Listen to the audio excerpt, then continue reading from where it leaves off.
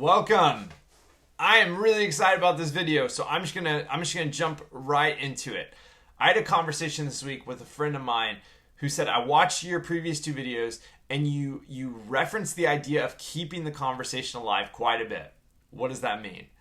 And I was excited to get that question because it is such a huge part of my project, this idea of keeping the conversation alive.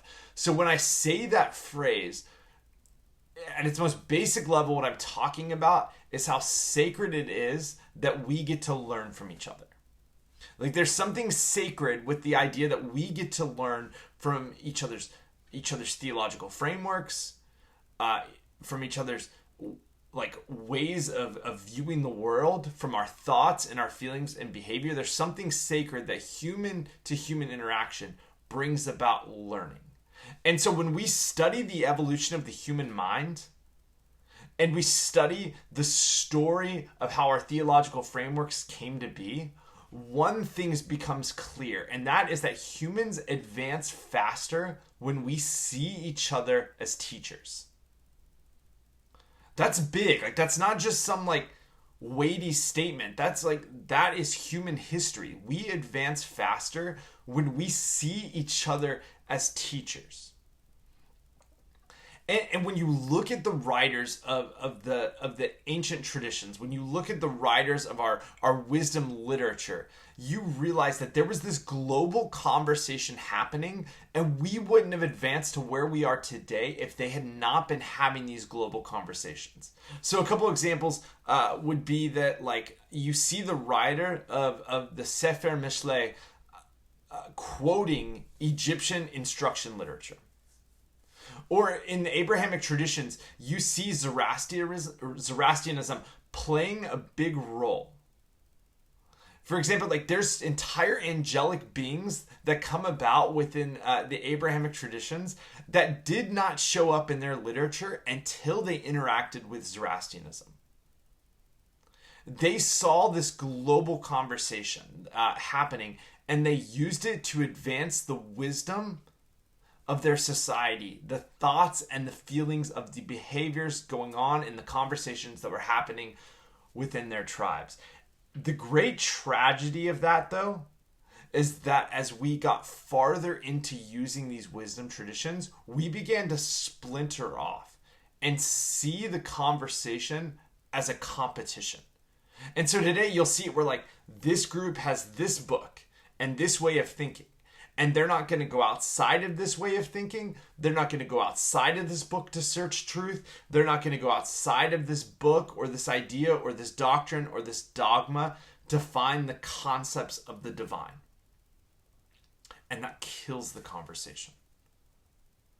And the great tragedy of that is that very conversation that they're scared of and they're hiding from led to that book, that doctrine, that dogma, that belief.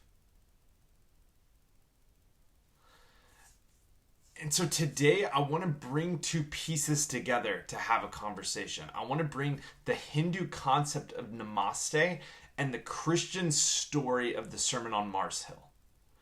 And so at its very basic level, Namaste means I bow to you. Like if we're just going to translate it linguistically, it means I bow to you. But when you dive deeper into the history of that and how that word and that greeting have been used, you start to realize that there's phrases tied to it. Like my soul recognizes your soul. Or one that's like really popular to throw around is I see the light in you that is also in me.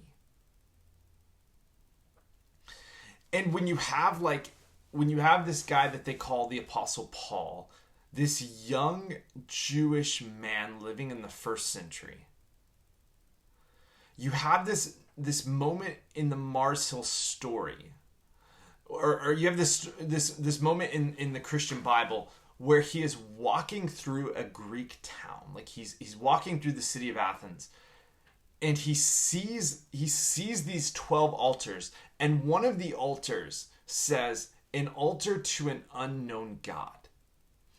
Now, traditionally, this story has been used within various tribes to give an idea of evangelism. What did Paul have to teach other people? But I think there's something much more open-handed happening in this story, because he sees this altar, and this young Jewish man starts to find some truth in the altar of Greek paganism. And he makes this statement. He says, "Humans of Athens, I see that you're religious indeed. As I was walking through your city, I saw an altar to an unknown God. Let me proclaim to you what you call unknown as known." It's a very Namaste moment here.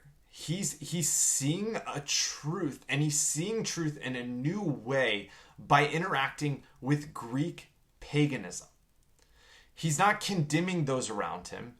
He's not calling them wrong. He's not saying that they see unclearly.